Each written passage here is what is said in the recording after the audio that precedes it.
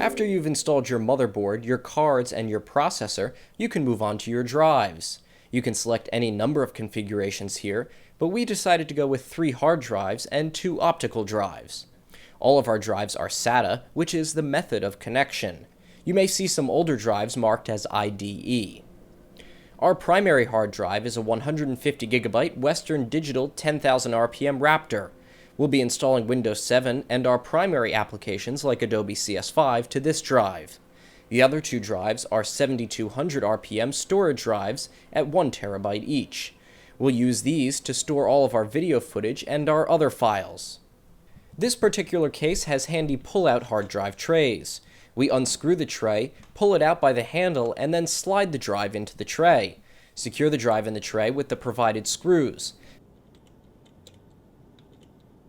Then carefully slide the tray back into the case. We did this 2 more times and spaced out the drives so they have a little room to breathe. Hard drives can get very warm and the heat can shorten the drive's lifespan.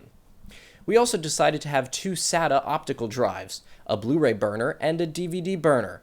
To install our optical drives, we needed to remove the front panels from the case.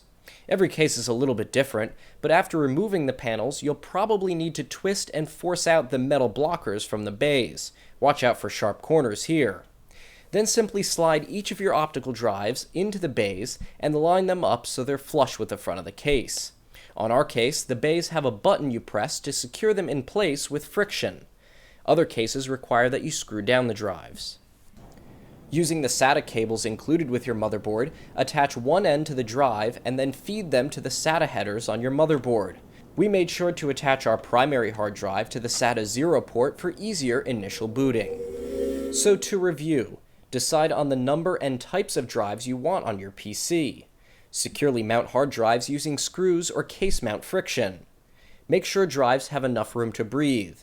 Remove external drive bay panels carefully. Connect all of your drives with SATA cables to the motherboard. For the IDG News Service, I'm Nick Barber.